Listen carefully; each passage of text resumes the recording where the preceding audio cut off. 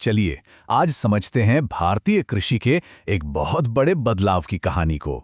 ये आप कह सकते हैं एक क्रांति है जो हमारे खेतों से लेकर हमारी अर्थव्यवस्था तक सब कुछ बदल रही है। तो सवाल ये है कि आखिर ये बदलाव है क्या, इसकी जरूरत क्यों पड़ी और इसका भविष्य कैसा होगा। आइए इस सफर पर चलते हैं।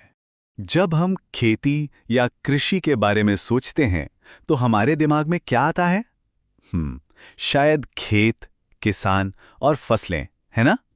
पर क्या ये कहानी सिर्फ इतनी ही है या फिर इससे कहीं ज्यादा? असल में कृषि सिर्फ एक काम नहीं है, ये तो आप कह सकते हैं 3 चीजों का संगम है। पहला है विज्ञान, जो मिट्टी और मौसम को समझने में हमारी मदद करता है। दूसरा है कला, यानी बेहतर फसल उगाने का हुनर। और तीसरा है अभ्यास, जो पशुपालन से लेकर हमारी पूरी आजीविका को संभालता है।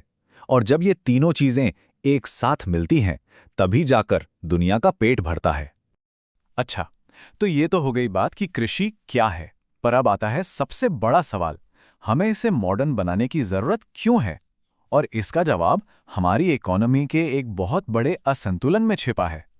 हमारी इकोनॉमी में देखें एक बहुत बड़ा इम्बैलेंस है। जरा सोचिए, एक तरफ देश की लगभग आधी आबादी यानी 46.1% लोग अपनी रोजी रोटी के लिए खेती पर निर्भर हैं, और दूसरी तरफ पूरी नेशनल इनकम में इस सेक्टर का योगदान कितना है? सिर्फ 17.8%। मतलब इतनी बड़ी आबादी और इतनी कम आय। ये जो गैप है ना, इसी खाई को पाटने के लिए आधुनिकरण यानी मॉडर्नाइजेशन जरूरी हो जाता है। तो सवाल है कि आय की इस असमानता को दूर कैसे करें? इसका सीधा सा समाधान है खेती के तरीके को बदलना। हमें निर्वाह कृषि मतलब सब्सटेंस फार्मिंग से व्यावसायिक कृषि यानी कमर्शियल फार्मिंग की ओर बढ़ना होगा। फर्क समझिए, निर्वाह कृषि में किसान सिर्फ अपने परिवार के लिए पारंपरिक फसलें उगाता है, जाहिर है इससे आय बहुत कम होती है। वहीं व्यावसायिक कृषि का लक्ष्य ही बाजार में बेचना और मुनाफा कमाना है। इसमें बागवानी, डेयरी, फल सब्जियां जैसी हाई वैल्यू फसलें होती हैं, और यही चीज किसानों को ग्लोबल मार्केट से जोड़कर उनकी इनकम बढ़ाती है। तो ठीक है, क्या और क्यों तो अब साफ है। अब बात करते हैं कैसे की। भारतीय कृषि को आधुनिक बनाने के 2 सबसे बड़े हथियार हैं। पहला नेशनल लेवल पर टेक्नोलॉजी और दूसरा लोकल लेवल पर मजबूत इंफ्रास्ट्रक्चर।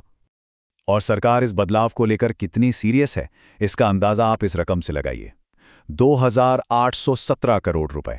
जी हां, इतना बड़ा इन्वेस्टमेंट किया गया है डिजिटल एग्रीकल्चर मिशन के लिए।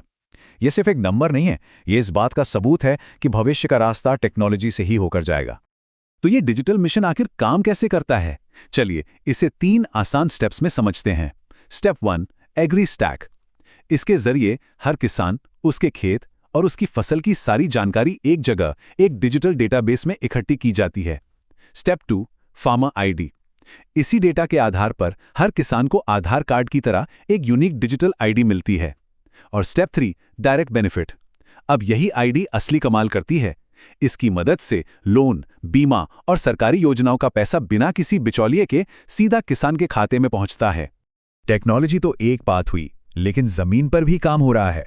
इसका एक बेहतरीन उदाहरण है अलीराजपुर की सोंडवा माइक्रोलिफ्ट सिंचाई परियोजना। सोचिए, जिस इलाके में पहले पानी की कमी थी, अब यह प्रोजेक्ट सीधा खेतों तक पानी पहुंचा रहा है, और नतीजा जाहिर है, सिंचाई का दायरा बढ़ गया है और फसल की पैदावार में जबरदस्त उछाल आया है। और दोस्तों, यही है भविष्य का फॉर्मूला। जब सोंडवा जैसी लोकल परियोजनाएं डिजिटल एग्रीकल्चर मिशन जैसी नेशनल टेक्नोलॉजी से जुड़ती हैं, तभी भविष्य की कृषि की असली नींव रखी जाती है। एक जमीन पर काम करता है तो दूसरा उसे पूरे देश से जोड़ता है। बिल्कुल परफेक्ट कॉम्बिनेशन। तो चलिए अब देखते हैं कि इन सारी कोशिशों का नतीजा क्या निकल रहा है और आगे के लिए हमारे लक्ष्य क्या है।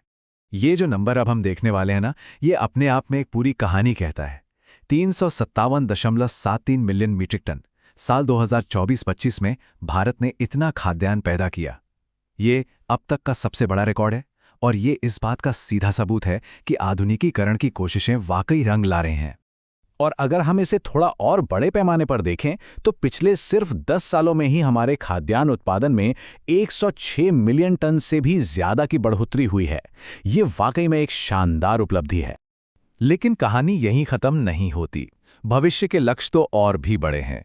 देखिए, आज हम दालों के सबसे बड़े प्रोड्यूसर और कंज्यूमर तो हैं ही, लेकिन अब लक्ष्य है आत्मनिर्भरता का, यानी सेल्फ सफिशिएंसी का। टारगेट बिल्कुल क्लियर है। दिसंबर 2027 तक तुअर, उड़द और मसूर दाल में पूरी तरह आत्मनिर्भर बनना और 2030-31 तक 35 लाख टन दाल का उत्पादन करना। तो चलिए इस पूरी बात को एक बार फिर से समेटते हैं और देखते हैं कि कृषि का भविष्य कैसा दिखता है।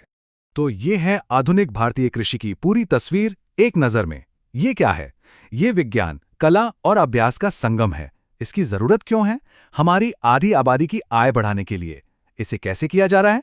एग्रीस्टैक जैसी टेक्नोलॉजी और सोंडवा जैसी परियोजनाओं से। और कब तक? इसके नतीजे हमें आज के रिकॉर्ड उत्पादन में दिख रहे हैं और 2027 के आत्मनिर्भर भारत के लक्ष्य में भी। तो फिर सवाल उठता है कि इस पूरी क्रांति का भविष्य किसके हाथों में है? इसका जवाब है अलीराजपुर जैसे क्षेत्रों के युवाओं के हाथों में। असल में वही इस आधुनिक कृषि क्रांति के भविष्य के प्रबंधक हैं। वही लोग जो टेक्नोलॉजी और पारंपरिक ज्ञान को मिलाकर भारत की खेती को एक नई दिशा देंगे। तो आखिर में एक सवाल हम सबके लिए, इस महान कृषि क्रांति का अगला अध्याय कौन लिखेगा? इसका भविष्य कैसा होगा? ये वो सवाल है जिसका जवाब हम सबको मिलकर सोचना है।